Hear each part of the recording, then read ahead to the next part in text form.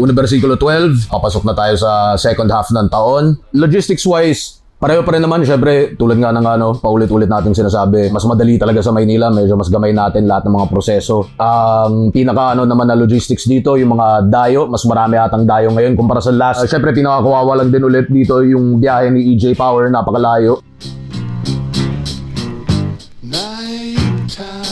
Direct flight. Thank you, Fafa Ari, sa pagbigay sa akin ng direct flight. LA to Manila.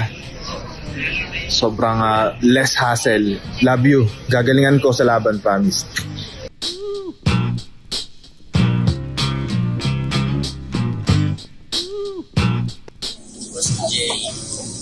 Salamat po. Kailala ako.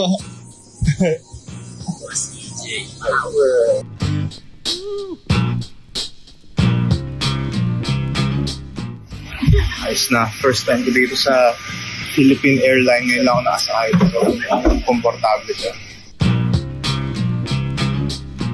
Thank you. Salamat po. Salamat po. Salamat po.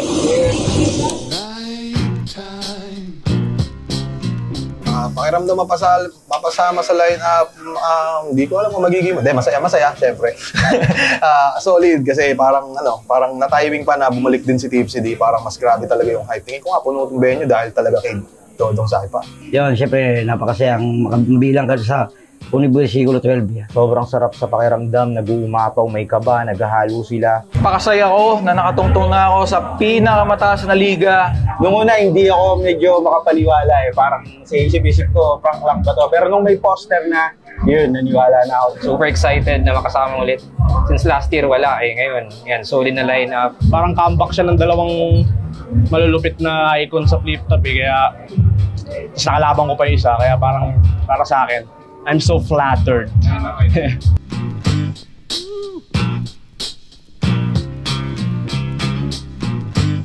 Gulat ako, chinat niya ako, sabi niya, nood ka ba ng zooming? Tapos, ayun, pag nanood ka, makiramdam ka na kasi may labang ka ng Universico. Ayun nga, sabi niya, gusto niya makapako yung tao, gusto niya makapako kung ano yung vibe. Talagang, dahil ko pa yung ikakasal, yung nag-propose, agad-agad yung oo. Tanga mo kung tumanggi ka. At si Arik mismo yung nag-chat sa'yo. So, ang unang pumasok sa isip ko, wala akong sasayangin pagkakataon dito dahil minsan lang dumating sa buhay ko to. Dahil almost ilang years na pinangarap ko makasalang dito. Binigyan niya ako ng way para ma-express ko pa rin yung talent ko tsaka art ko. Parang kinukulit na ako ni Enigma, 22 pa lang. Pero parang inisip ko muna kung trip ko ba talaga lumaban. Tapos yun, parang nag-isip ko, parang gusto ko lang lumaban. Sobrang dami kasi talagang nag-comment sa akin na bumalik na ako. Ang feeling ko tuloy parang may atraso ako kaya parang okay sige Sir Arik lalaban ulit ako.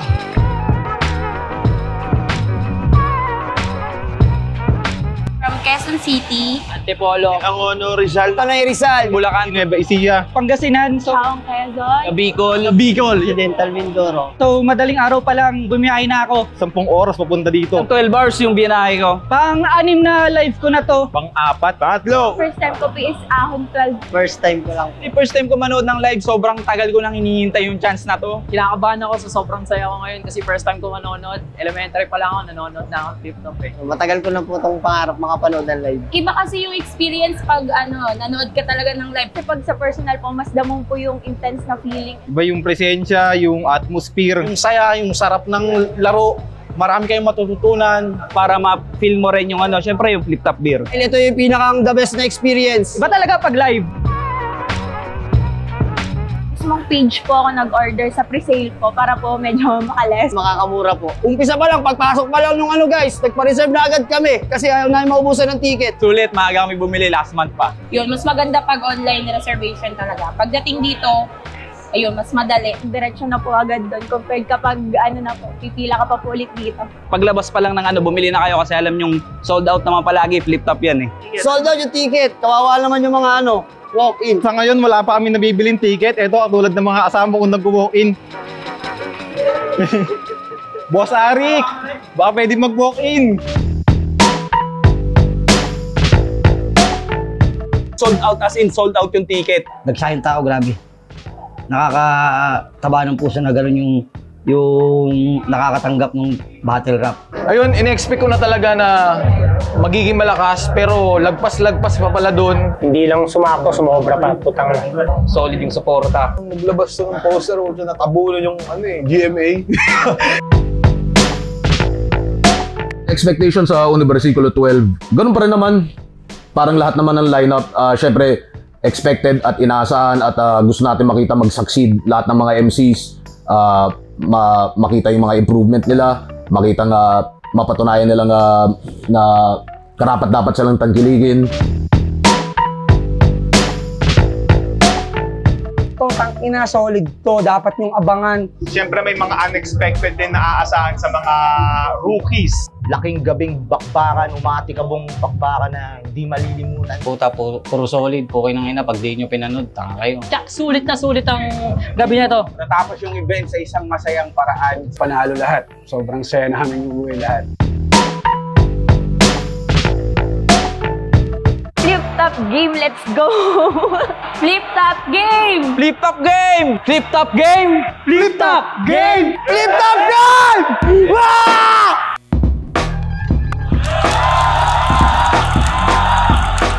Chaboy versus Dodong Saipa. Chaboy, sana wala kang halikan. Dodong, sana wala kang wala kang sasaksakin. At sana malampasan natin tong matchup na to, no?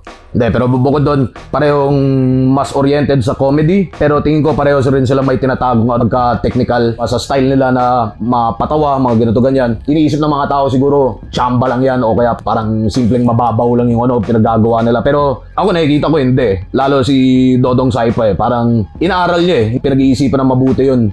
At ganun din kay Chaboy. Siguro yung panghalik ni Chaboy, yun talaga hindi niya pinag-iisipan ng mabuti. Pero sana ngayon mag-isip siya ng mabuti at hindi siya sumama kay K-Ram na matatanggal ulit sa liga, no?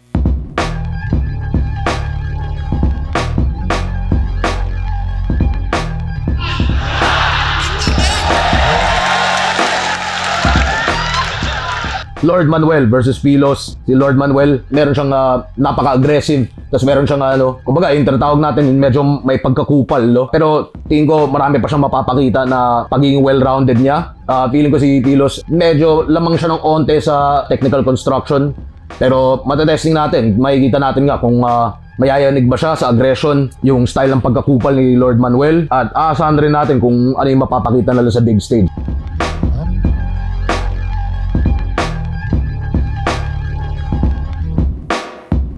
Blazer versus Freak. Tingin ko ito medyo mas malapit siya sa patalasan ng parehong style. Si Freak, una sa lahat, mas may rapability talaga siya. Bokabularyo, iba rin. Si Blazer naman, parang slow and steady pero grabe yung payoff at mga hindi mo inaasahang mga linya at mga angles. At yun, sana nga magtigaan sila dito sa laban na to.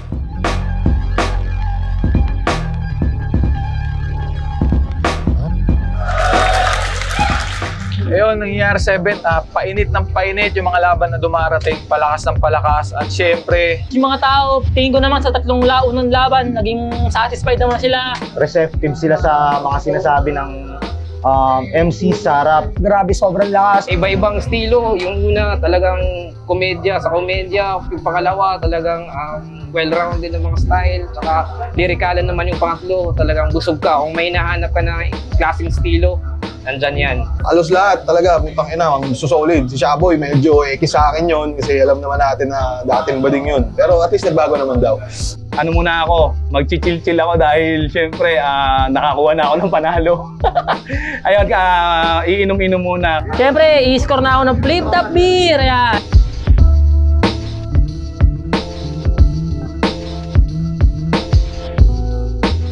Vicente versus Joss. Man, parehong matindi yung aggression, parehong matindi yung construction, yung gigil, andyan. Magkalugar pa sila. Hindi sila magkagrupo pero magkalugar sila. Parehong Tondo represent para sa inyo. Tingin ko ito, bakbakan talaga yung laban na to.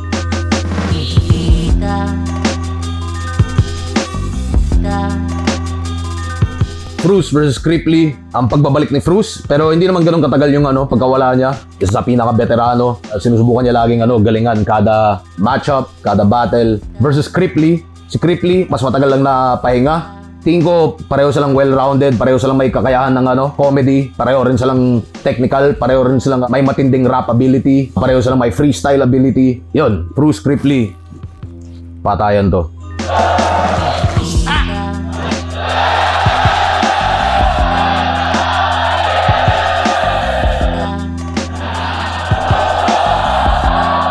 Surgenio versus GL para sa Isa Buhay 2024. Surgenio well-rounded at may kakayahang bumutas ng kahit anong pang style o bigla na lang may angulo na hindi mo inaasahan na ang lakas pala. Kay GL medyo ganun din, kahit na lahat tayo may matataas at magagandang expectations para kay GL, sa kabila nun lagi pa rin siyang may nagagawa na putang na hindi natin naisip na kaya palang gawin. Pero sa matchup na to, talagang kahit ano pwede mangyari.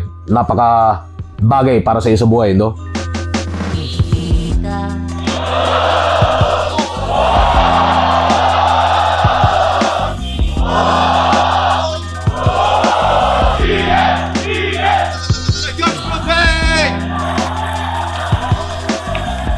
Sa ngayon, break tayo. Kakatapos lang nung isang Isa Buhay tsaka nung mga non-tournament matches. Sobrang solid. Ang solid lang ng mga, lalo na yung pagla-lineup ngayon, kakaiba. Ayun, tangay na, syempre. Ano pa bang gagawin pagkatapos lumaban? Manalo, matalo, kailangan mag-celebrate. Pag nandito ka sa flip top. Flip top beer, syempre, napakasarap. Talagang masarap talaga. Masarap pa sa Corona. EJ Power versus Romano. Romano, nakita nyo, men. Maganda talaga yung evolution ni Romano sa maturity, sa overall skill set din. Mas nag-mature na siya. Lamang siguro yung sheer aggression at delivery ni Romano. Pero ganoon din kay EJ Power, hindi nyo masasabing kulang siya doon. Kumbaga iba rin yung style pa nga ng yung paglaro niya sa pagbigkas, sa delivery, may melody, may intonations. Tingin ko mas refined yung comedy ni EJ Power. Expect the unexpected at bakbakan to, Battle of Bataan.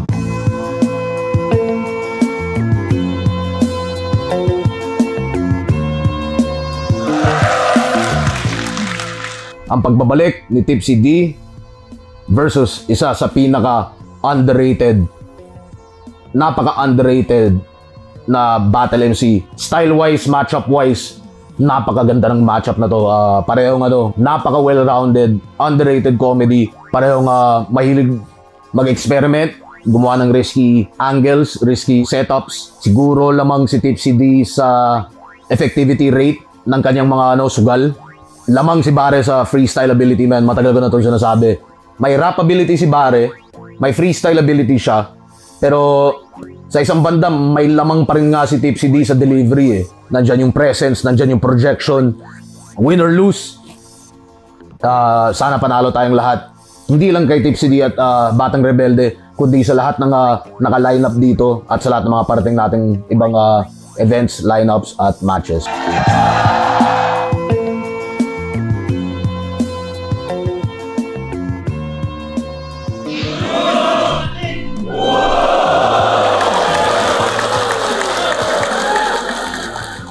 Wild! Yun lang masasabi ko, sobrang wild ng event. Sobrang solid mga tol. Putang inang gabi na to kung nandito ka man at nasaksihan mo.